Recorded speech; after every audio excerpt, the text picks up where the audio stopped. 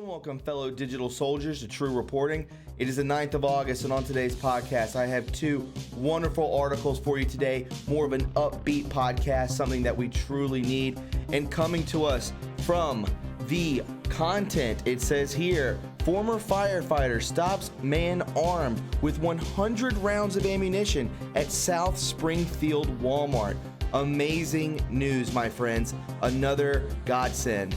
And speaking of God, we killed God, family, and community, and now it's killing us.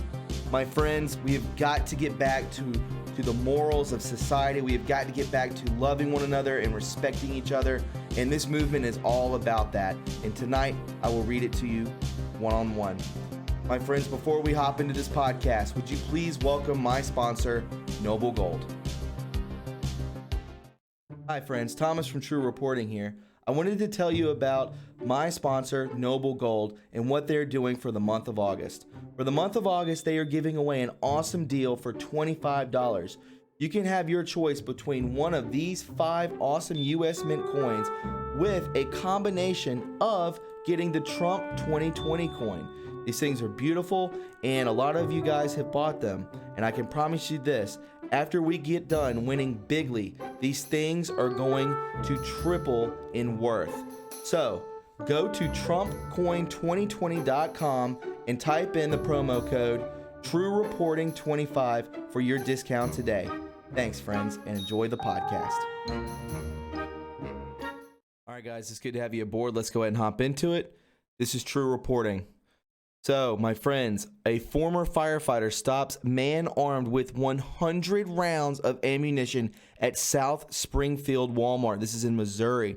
And it says here, the Springfield Police Department says it responded to a call of an active shooter at the Walmart neighborhood market at Republic Road near Golden Avenue Thursday evening.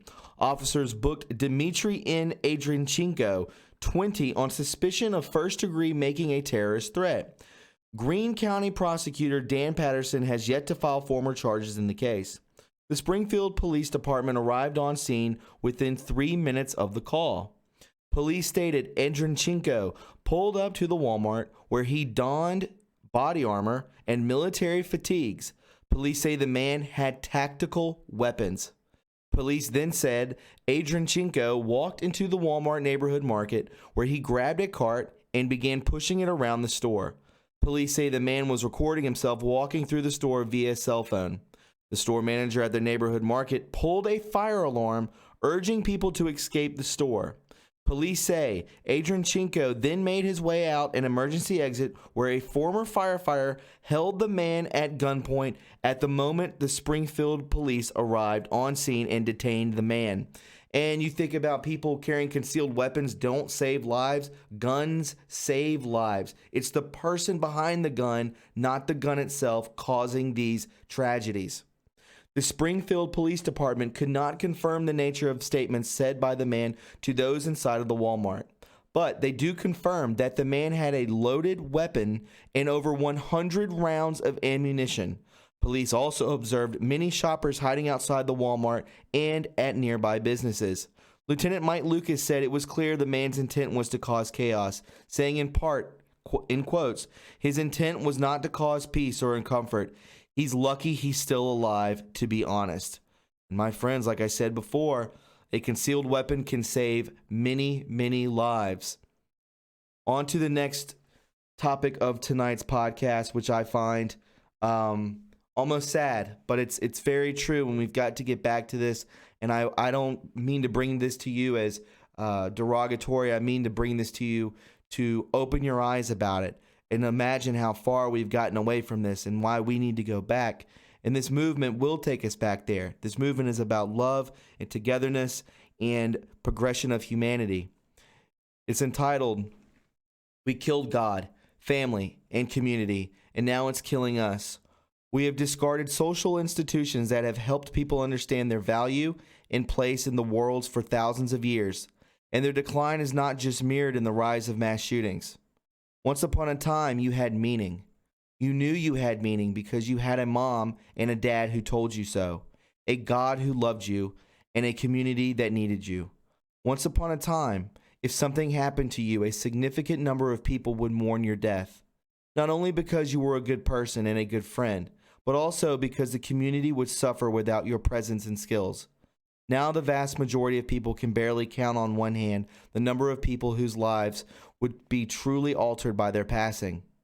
For the most part, it can easily feel like no one cares about you anymore.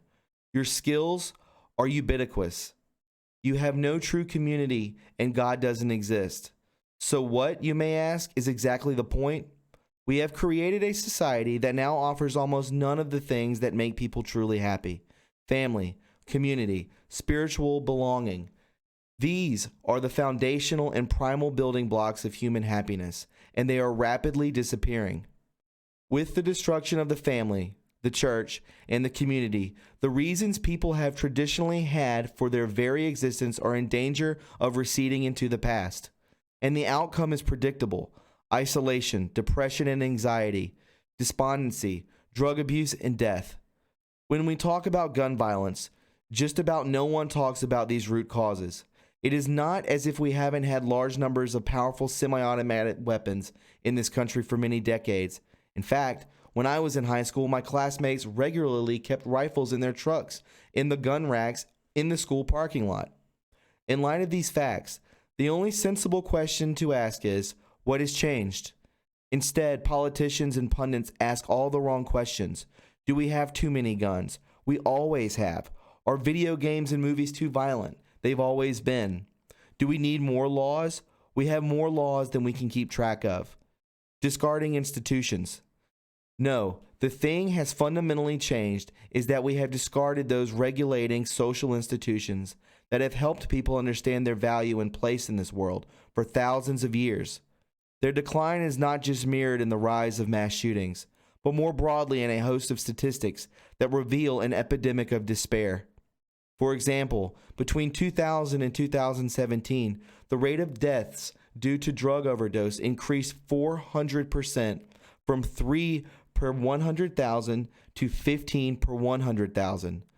This suicide rate has increased from 10.4 per 100,000 in 2000 to 14 in 100,000 in 2017.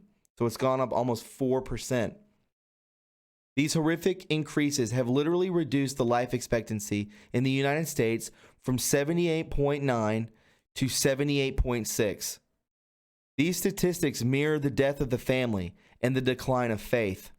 Children born out of wedlock increased from 20% in 1985 to more than 40% in 2013, with crime statistics tracking this trend almost exactly. Church membership declined from 70% in 1998 to 50% today. Taking together, these statistics of despair demonstrate what happens when people feel they have no place, no purpose, and no value in our world. Inevitable isolation. Technology exacerbates the phenomenon by allowing and encouraging us to isolate ourselves. Technology allows people to live their lives completely alone. People can sit in front of video games and indulge in violent fantasies. They can view endless pornography or isolate themselves into ideological bubbles that reinforce their desperate ideas. The only antidote to this toxic brew is to engage with other people in ways that are beneficial for human flourishing. The only remedies are the institutions that have satisfied the human condition over millennia: family, community, and faith. And we are losing them. In fact, we are killing them. Human beings are not designed for isolation. We require deep and meaningful connection. We need family and community. We are desperate for life and the love of others. We need people and institutions to help us navigate the world, to help us see that we do have a purpose, to help us understand right from wrong, and to imbue us with a sense of moral clarity that will hold us up during the desperate times we will all face. Why would anyone be surprised that when we take away the foundational social structures that have allowed for the flourishing of humanity, bad things will happen? We all know very well what happens when more and more children grow up in a single-parent home. Increased suicide, drug use, dropout, teen pregnancy, and mental disorders. We know what happens when communities deteriorate: isolation, loneliness, and decline in social norms. And when we destroy the church, the very institution that has been our bedrock of values, morality, and redemption for thousands of years, despair, immorality, desperation, and evil. Combine all three, and we know exactly what happens. An opioid epidemic so severe that it has literally reduced our average life expectancy. A suicide rate that continues to climb for almost all demographic groups. Mass shootings. Destroy the family, abandon the community, raze the church to the ground. What could go wrong? Everything. My friends, this isn't a podcast about being derogatory. This is about getting back to the root of love, God, and togetherness and fellowship. This isn't me harping on you or anything like that. This is what I need to get back into also. My friends, I truly care about you, and I care about your support for this channel, and we are all in this together, right? Where we go one, we go all. Look out for each other. We're in a dark time right now, and we're slowly beginning to see the light at the end of the tunnel. Stick together, right? Have each other's backs and be kind and loving. I say it at the end of every podcast. I mean that through and through. My friends, if you found this informative and you enjoyed it, please subscribe to my channel. You can follow me on Twitter at TRUreporting, and don't forget to leave a like. You can donate to this channel and keep it afloat by going to my PayPal or Patreon.